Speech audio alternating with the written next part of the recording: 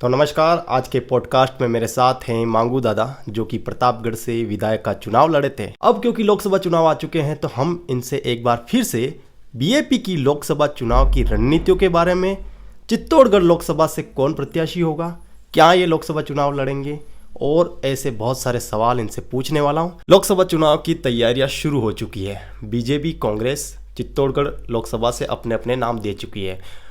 BJP की तरफ से सीपी जोशी होंगे और कांग्रेस की तरफ से उदय लाल आंजना होंगे।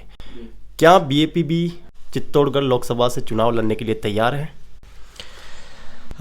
देखो, लोकसभा की बात करें तो फिलहाल में जो आपने पूछा कि भाई सीपी जोशी जी हमारे बीजेपी से उम्मीदवार बनाए गए हैं और कांग्रेस से आंजना जी बनाए गए हैं, तो जाहिर सी बात है हमने 62,023 मत हमारी प्रतापगढ़ विधानसभा से हमने हासिल किए और ठीक उसी तरह से बड़ी सादड़ी के अंदर भी हमने 12,000 से लगभग हमने वोट हासिल किए हैं। तो जाहिर सी बात है हम बिल्कुल हमारा भारत आदिवासी पार्टी से उम्मीदवार जरूर उतरेगा। अच्छा, बीजेपी कांग्रेस की जो उम्मीदवार है उनका नाम सामने आ चुका है, बीएपी का अभी तक नाम सामने नहीं आया, कब तक सामने आ सकता है? देखो, बीएपी का बस ये सप्ताह, इस सप्ताह के अंदर अंदर हमारा बीएपी का बहुत जल्द नाम सामने आ जाएगा। हमारा जो 3 नाम फाइनल कर, हमारी जो जाजम व्यवस्था के तहत हमको 3 नाम फाइनल करने थे, वो फाइनल करके हमने रख लिए हैं। बस हम बहुत जल्द 3 में से 1 करने का काम बहुत जल्द होगा और इस सप्ताह हमारा जो उम्मीदवार का नाम है वो फाइनल हो जाएगा। अच्छा, चित्तौड़गढ़ लोकसभा से बीएपी के लिए एक जो हाईलाइटेड क्वेश्चन सबसे ज़्यादा पूछा जा रहा है इस टाइम। तो वीडियो में आगे बढ़ने से पहले मैं आपको एक गेमिंग साइट के बारे में बताना चाह रहा हूँ, जहाँ पर गेम खेलकर आप पैसा बना सकते हैं, साथ ही यहाँ पर आप गोल्ड कॉइन कमा सकते हैं, और अगर आप इसको शेयर करते हैं अपने दोस्तों के साथ तो आपको मिलेगा एक कमीशन। तो कैसे इस गेमिंग साइट पर आप गेम खेलकर पैसा कमा सकते हैं, चलिए मैं आपको दिखाता हूं गेम खेलकर। दोस्तों, इस ऐप का नाम है Rummy Mars and sign up करने पे आपको मिलेंगे 41 आवर्स का साइन अप बोनस, जिसे आप गेम प्ले कर सकते हो। एंड यहाँ पे डिपॉजिट करने पे एक्स्ट्रा डिपॉजिट कैश मिलेगा। मैंने यहाँ पे 3,000 रुपये डिपॉजिट किए हैं एंड उसके बाद में मैंने dragon versus tiger game play किया है। ये मैंने ट्रिक यूज किया जो आपको साइड में शो हो रहा है। मैंने सबसे पहले टाइगर की साइड में 500 आवर्स लगाया जो मैं लॉस कर गया, फिर मैंने 1,000 रुपये लगाए, वो भी लॉस कर गया, लेकिन ये मैंने ट्रिक में यूज करता गया। एंड फिर मैंने पूरा अमाउंट टाइगर की साइड में ऐड कर दिया, ये आप देख लीजिए। और ये देखो, ये मैंने विन कर लिया ये। एंड फिर से मैंने टाइगर की साइड में पूरा अमाउंट कर दिया ऐड, और आप चेक कीजिए, ये मैं फिर से विन हो गया, डबल विन हो गया मेरा। एंड लास्ट में मैंने फिर से पूरा अमाउंट टाइगर की साइड में लगा दिया है और ये मैं 3rd विन कर चुका हूँ। आप इस अमाउंट को विड्रॉ अपने बैंक और यूपीआई में कर सकते हैं। मैंने इसके अंदर अपना अकाउंट ऐड किया है और मैंने 10,000 रुपये मैंने इसके अंदर विड्रॉ किए हैं, जो मुझे 5 to 10 मिनट के अंदर आ जाएंगे। इस ऐप को डाउनलोड करने का लिंक आपको डिस्क्रिप्शन एंड कमेंट बॉक्स में मिलेगा। वो ये है कि क्या मांगू दादा बीएपी से लोकसभा चुनाव लड़ेंगे? देखो, जाजम व्यवस्था के तहत तो आया भी था नाम, पर मुझसे पूछा भी गया था, तो मैंने यही कहा कि भाई आप किसी अन्य भाई को मौका दें, अन्य क्षेत्र के जो गणवीर हैं उनको मौका दें। देखो, जाजम का निर्णय है, अगर जाजम का निर्णय मुझ पर आता है कि नहीं आपको कुछ भी करो आपको लड़ना पड़े, तो जो जाजम का निर्णय होगा वो सर्वोपरि होगा। तो अभी भी 3 नामों में आपका नाम है? देखो, वो उजागर नहीं कर सकता हूँ, नहीं कर सकते। हाँ, वो अभी वो उजागर नहीं कर सकते।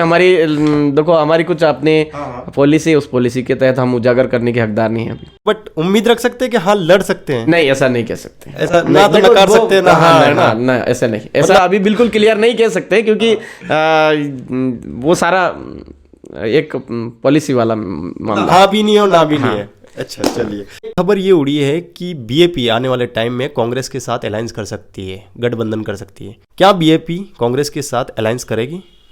ये जहाँ तक अलायंस की बात है, विधानसभा चुनावों में भी हमारे इसी तरह से लोगों के बीच में भ्रम फैलाया गया था, काफ़ी फैलाया गया कि भाई ये तो कांग्रेस के साथ में अलायंस होगा, इनका इस तरह से होगा।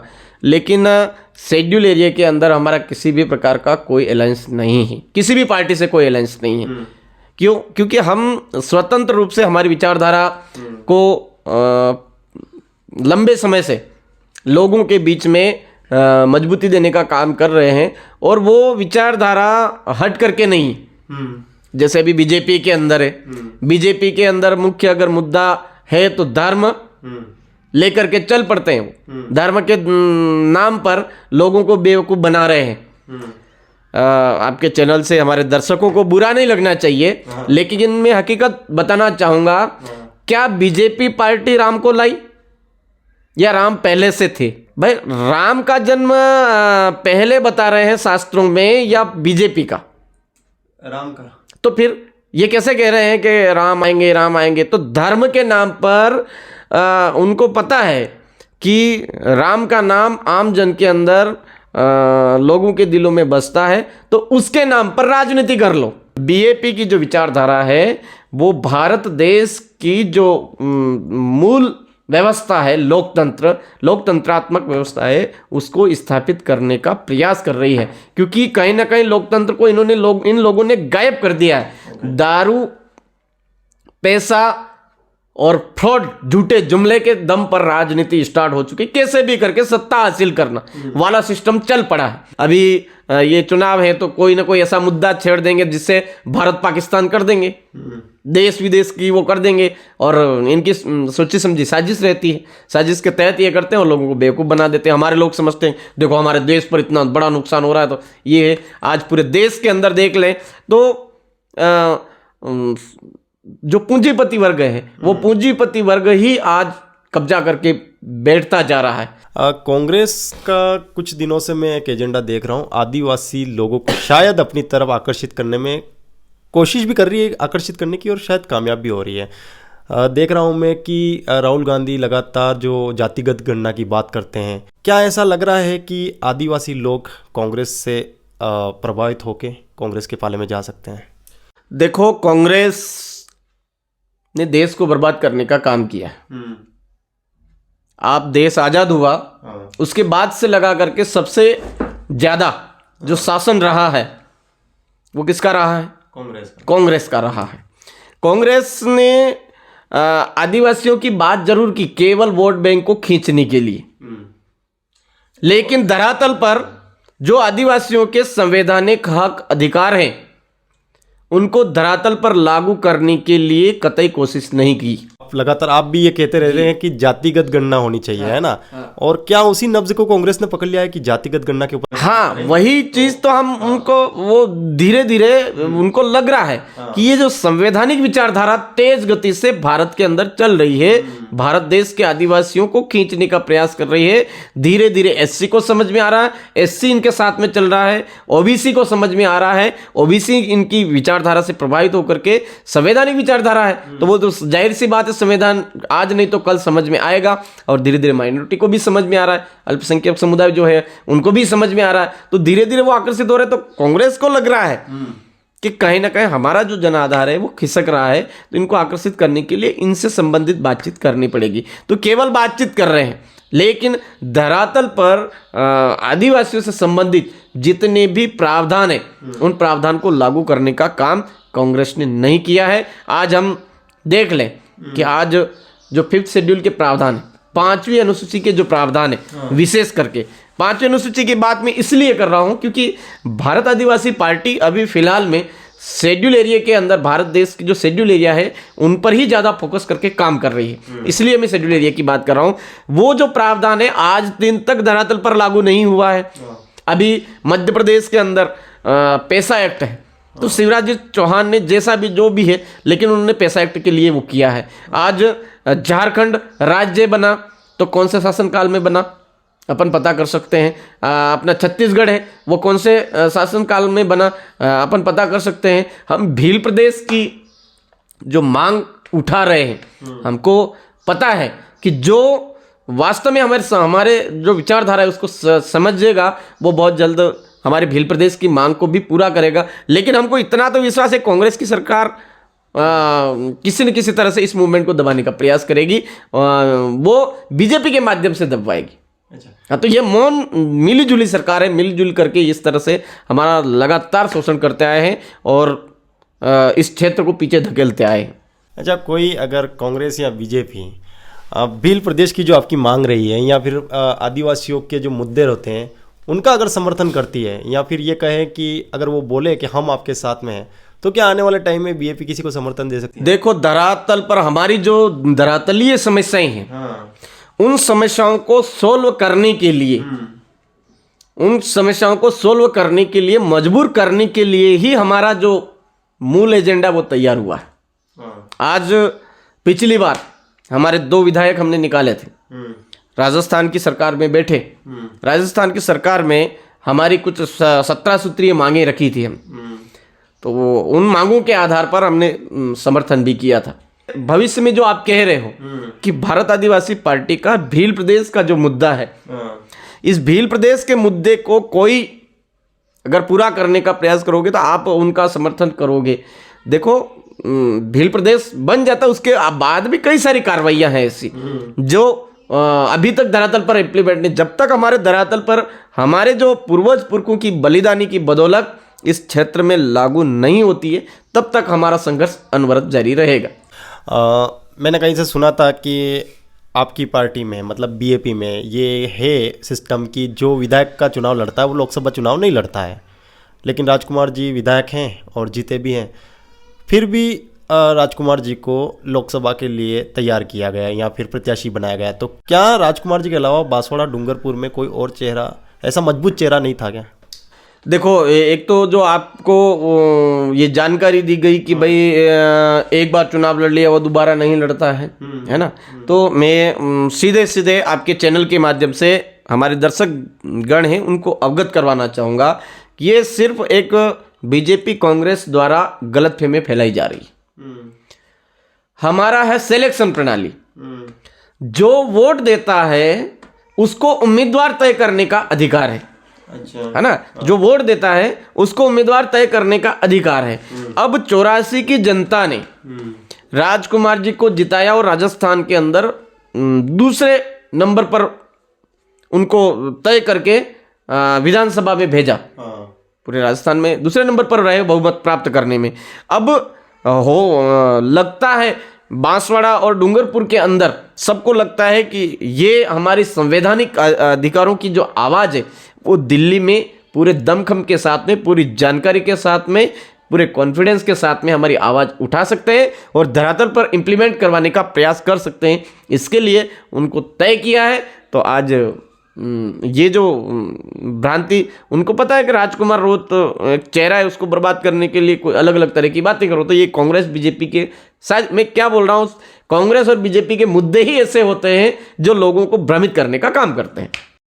अच्छा, क्योंकि आप राजनीति से जुड़े हुए हैं, बीएपी पार्टी से जुड़े हुए हैं, आपकी विपक्षी पार्टी कांग्रेस और बीजेपी, कांग्रेस बीजेपी में एक खेल चल रहा है एक दूसरे की विधायक खींचने का। विधायक बनने के लिए लोग मेहनत करते हैं, विधायक बन जाते हैं, उस पद से इस्तीफा देके दूसरी पार्टी में जाना, जिस पार्टी के लिए आपने गलत बोला है, आप जिसको माँ भी बोलते हैं कई लोग, मतलब जब वो उस पार्टी में होते हैं तो अच्छा बोलते हैं। लेकिन जैसे कि जो मालवीय हैं, उन्होंने पार्टी छोड़ दी, एक विधायक होते हुए पार्टी छोड़कर बीजेपी में शामिल हो जाना, और लगातार कांग्रेस के नेताओं को बीजेपी खींच रही है या फिर वो खुद जा रहे हैं, ऐसा क्यों हो रहा है? क्या कारण समझ आता है आप? देखो, फिलहाल में जाहिर सी बात है वो लंबे समय से कांग्रेस के नेता रहे हैं और कांग्रेस में उन्होंने विधायक, उनके घर परिवार से जिला प्रमुख, सारा सब कुछ हासिल किया और अच्छा नाम भी हासिल किया। और आज वो भाग करके बीजेपी में जा रहे हैं। तो सामने हर जगह से हमारे न्यूज़ आ रही है ईडी का डर, है ना, भ्रष्टाचार का जो खेल है, उस भ्रष्टाचार में वो लिप्त थे, इसकी वजह से वो आज निकल करके जा रहे हैं। फिलहाल में वो बीजेपी में गए, उनको लग रहा है कि अब इस उदयपुर और बांसवाड़ा संभाग के अंदर कांग्रेस का धरातल बचा नहीं है, तो हम क्यों ना भाग करके, जो पूंजीपति वैसे ही डकारने का काम कर रहे हैं उसके अंदर चले जाओ, तो कोई भी मेल है, कोई भी अपने ऊपर दाग है, वो खत्म भी हो जाता है और सत्ता में भी बने रहेंगे, दोनों काम है। तो इस हिसाब से वो वहां पर भी दूसरी फिर दगाबाजी करके उधर छोड़ के चले गए। जिसको माँ बोल रहे थे, जिसकी बदौलत उन्होंने आज इतना सारा सब कुछ प्राप्त किया था, उसको लात मार करके वो चले गए। जो व्यक्ति अपने समुदाय का नहीं हुआ, उसके बाद में जिसकी वजह से उसने आज इज्जत शोहरत सारा सब कुछ कमाया, उसका नहीं हुआ, वो किसी का नहीं हो सकता है, वो किसी का नहीं हो सकता है। उसके मन में केवल और केवल राजनीतिक लालसा है, उसको जड़ से खत्म करना चाहिए। ऐसे लोगों को जड़ से खत्म करना चाहिए। हमारे क्षेत्र की बात करते हैं, प्रतापगढ़ में कुछ ऐसे मामले सामने आ रहे हैं जो कि बहुत दुखदाई हैं, या फिर ऐसा कह सकते हैं कि जो पहले हम बड़ी बड़ी सिटीज़ में सुनते थे, दिल्ली हो गया, मुंबई हो गया, वहाँ से खबरें आती थी ऐसी कि किसी का रेप हो गया है, किसी का मर्डर हो गया है। हमारे एरिया में ये खबरें कम सुनाई देती थी, लेकिन आजकल जैसे कि हमने थोड़े दिन पहले ही सुना है कि एक मर्डर हुआ, अभी 2-3 दिन पहले एक 9 साल की बच्ची के साथ रेप हुआ, उससे पहले भी एक रेप की घटना आई थी। मतलब ऐसे केसेस हमारे क्षेत्र में लगातार आ रहे हैं। आपका इस पर क्या कहना है? देखो, ये जितने लगातार घटनाएं हो रही हैं, इनके मुख्य जो जिम्मेदार लोग हैं वो कहीं ना कहीं शासन और प्रशासन दोनों ही है। अच्छा। इसका जो मुख्य कारण है, अभी संवैधानिक मूल्य पर ही आऊंगा वापस। अच्छा। हमारा आर्टिकल 19(5) और 6, ये इसके तहत हमारे इस क्षेत्र के अंदर कुछ विशेषाधिकार, उसमें विशेषाधिकारों में ये चीज़ है कि आदिवासी बोली, भाषा, संस्कृति, रीति रिवाज, परंपरा को नुकसान पहुंचाने वाली सारी चीज़ें हमारे यहाँ पर अवैध है। और इसको लेकर के कई सारे जजमेंट भी हमारे इस क्षेत्र में आए हुए, सुप्रीम कोर्ट के द्वारा भी आए हुए हैं और हाई कोर्ट के माध्यम से भी इस क्षेत्र विशेष के लिए आए हुए हैं, 5वीं अनुसूची क्षेत्र के लिए। अब मैं आपसे एक सवाल करना चाहूँगा कि अभी जो शादियों का समय चल रहा है, ठीक है, तो इसमें जो डीजे चल रहे हैं, क्या ये डीजे हमारे इस क्षेत्र की संस्कृति, रीति रिवाज, परंपराओं को नुकसान नहीं पहुंचा रहे हैं? डीजे के बारे में आपका क्या कहना है? हाँ, हमारे यहाँ पर नुकसान पहुंचा रहे हैं या नहीं पहुंचा रहे? ध्वनि प्रदूषण होता है, ध्वनि प्रदूषण ये मैं मानता हूँ। इसके अलावा जैसे डिस्टरबेंस होता है, लोग अगर काम कर रहे हैं तो, और जो वाइब्रेशन होती है उसकी वजह से बूढ़े लोगों को भी दिक्कत आती है। ये चीज पर्यावरण को लेकर के, आपने बहुत अच्छी बात कही, पर्यावरण को लेकर के। लेकिन इसकी आड़ में जहां पर डीजे चल रहा है और पीछे लड़ाई झगड़ा चल रहा है, कुछ अता पता चलता है क्या? नहीं चलता है। तो वही मामला उस डीजे की आड़ में, वो कोई बात धीरे कह रहा है तो उस डीजे की वजह से, तेज आवाज की वजह से और भी ज्यादा वो और आक्रोशित भी हो जाता है और ज्यादा मामला मर्डर तक पहुंच जाता है, इस तरह का। दूसरी चीज है, डीजे के आसपास आप नहीं निकले होंगे तो निकलना, रात के अंदर देखना, डीजे के अंदर छोटा बच्चा, बड़े और खास करके युवा ज्यादा रहते हैं। तो उन युवाओं का क्या है कि 1 घंटा 2 घंटा जब आपस में इस तरह से चलता है तो उनका अट्रैक्शन एक दूसरे के प्रति होता है और कोई हद पार कर लेता है और मामला बलात्कार तक पहुंच रहा है। तो डीजे मुख्य जिम्मेदार है। एक बात और, ये तो डीजे पर आया हूं, एक आपको एक बहुत बारीक चीज बताना चाहूंगा कि सुबह 4 बजे से हर गांव में कम से कम 5, 7, 8, 10 जितने भी मंदिर हैं, उनमें से 2 से 3 मंदिरों पर फिक्स है कि माइक लगे हुए हैं। अब वो माइक इतने तेज आवाज में चलते हैं, जिसमें धार्मिक सॉन्ग चलते हैं, धार्मिक भजन चलते हैं, सारा सब कुछ धार्मिक लहर चलती है, लेकिन इतने तेज आवाज में चलते हैं कि अब बच्चा शाम को 10 बजे बाद सोएगा तो रिलैक्स होकर के उसका जो माइंड है वो बिल्कुल बढ़िया तरोताजगी में 4 बजे उसका नींद खुलती है और वो पढ़ने के लिए बैठता है। अब वो पढ़ने के लिए बैठता है, लेकिन आवाज इतनी तेज होती है तो उसका ध्यान तो वहीं भ्रमित हो जाता है, तो उसका पढ़ाई डिस्टर्ब होता है। शाम को है तो शाम को भी यही 10 बजे तक चलता रहता है। एक समुदाय की बात क्यों कर रहे हैं आप, सिर्फ मंदिरों का नाम क्यों? तो ऐसा भी मतलब इस पर आपत्ति आ सकती है और हंगामा हो सकता है। देखो, कोई दिक्कत नहीं, लेकिन उनको गहराई से इस पर विश्लेषण करना चाहिए, उसको मंथन करना चाहिए कि क्या वो जो मंदिरों पर तेज आवाज में माइक चल रहे हैं, क्या उनका वॉल्यूम कम नहीं किया जा सकता है? मैं यही बोल रहा हूं कि सिर्फ मंदिरों की बात क्यों? हाँ, सभी का कह रहा हूं मैं, मस्जिदों का भी बात कहूंगा। इस प्रतापगढ़ के अंदर मस्जिदों के अंदर भी, और मतलब ध्वनि प्रदूषण जहां से भी हो रहा है। आप कहोगे कि भाई मुस्लिम की जो उनका भी होता है, उससे इनको आपत्ति क्यों नहीं? तो उनका एक फिक्स नियमावली तो है कि हाँ 5 या 10 मिनट में उसमें, उसके बाद में उनका मामला रुक भी जाता है, खत्म भी हो जाता है। लेकिन ये तो अनवरत चलता है, जैसे ही 4 बजे माइक चालू हो जाते हैं, शाम को जिस टाइम में पढ़ाई का टाइम होता है उस टाइम में ये चीजें चलती है।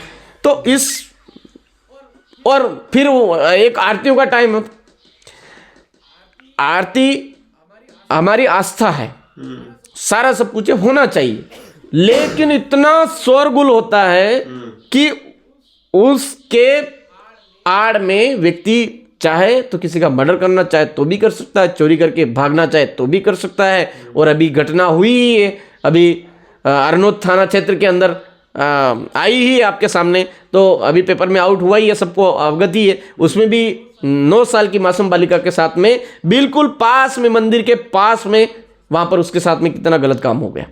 अच्छा।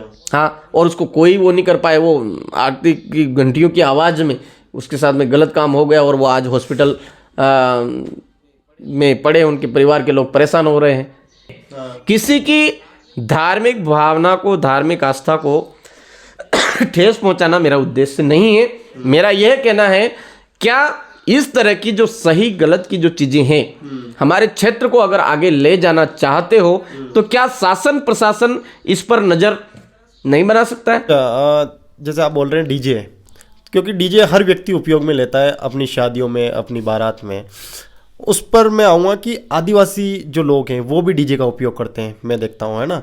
तो क्या आप जो बोलते हैं कि सामाजिक कार्य आप करते हैं, संवैधानिक जन जागरण या सामाजिक जन जागरण आप करते हैं, तो कभी आपने इस मुद्दे को लेकर अपने समाज से बात करी है कि इसको ना बजाया जाए या इसमें रोकथाम के कुछ प्रयास आपने किए हैं? डीजे के बारे में मेरे जो संवैधानिक जन जागरण पॉकेट मीटिंगें चलती है, वहां पर आप कभी सुनोगे ना तो आपका बिल्कुल ये हो जाएगा कितना इनके अंदर शक्ति है डीजे के प्रति। हम डीजे के 1% भी समर्थन में नहीं। डीजे हमारे क्षेत्र के अंदर बिल्कुल होना ही नहीं चाहिए। आपकी शादी में बजा था डीजे? बिल्कुल नहीं बजा। मैंने आदिवासी रीति रिवाज संस्कृति के अनुरूप मैंने सारा काम किया। देसी ढोल मेरा जो कहीं से कहीं तक डीजे का कोई रोल नहीं रहा। हाँ, बहुत बड़ी संख्या में सारे लोग आए, बड़े धूमधाम से आप वो है, लेकिन मेरा डीजे नहीं रहा। विधायक बंद करवा सकता है डीजे वगैरह अपने क्षेत्र में? मैंने आपको बोला है, शासन और प्रशासन दो मुख्य कड़ी है जो क्षेत्र के अंदर जो चाहे वो बदलाव ला सकती है। तो विधायक तो आपके धरियावद में थावरचंद जी हैं, उमेश जी हैं आसपुर में, और 84 में राजकुमार जी। तो क्या इन 3 क्षेत्रों में डीजे पर कुछ रोक लगी है अभी तक? बिल्कुल, जितना पहले वो चल रहा था उससे कई गुना अभी गिरावट आई है। डीजे के मामले में काफ़ी गिरावट आई है। संस्कृति को ज़्यादा बढ़ावा मिला, देसी जो परंपरागत चलते आ रहे हैं उन चीज़ों को ज़्यादा बढ़ोतरी हुई है। और हमारे थावर भाई MLA साहब है, उनसे मेरी बातचीत होती रहती है, तो उनके ध्यान में जहाँ पर भी कहीं जाना आना हो रहा है वहाँ पर उनके ध्यान में आता है तो वो तुरंत प्रशासन को अवगत करवाते हैं कि ये क्या है, आपने 10 बजे का समय दे रखा है और 10 बजे के बाद में डीजे चल रहा है, इतना तेज वॉल्यूम में चल रहा है, क्या आप अपनी जो जिम्मेदारी है उसको निभा रहे हो? तो वो फिर मामला संज्ञान में आते ही तुरंत एक्शन लेते हैं। तो ये थे मेरे साथ मांगू दादा, जो कि प्रतापगढ़ विधानसभा से हाल ही में चुनाव लड़े थे। बीएपी पहली बार विधानसभा का चुनाव लड़ी और 3 सीटें हासिल करी। अब फिर से इंटरेस्टिंग हो गया ये खेल, क्योंकि लोकसभा चुनाव भी बीएपी लड़ने वाली है। अब आप बताइए कमेंट बॉक्स में कि क्या बीएपी लोकसभा में कुछ कमाल कर पाएगी। और एक बड़ा सवाल ये कि क्या मांगू दादा चित्तौड़गढ़ विधानसभा से बीएपी की तरफ से प्रत्याशी होंगे? मैं हूं पंकज कुमार गोयल, आप देख रहे हैं टीम टीएसपी। मेरे साथ थे मांगू दादा। धन्यवाद।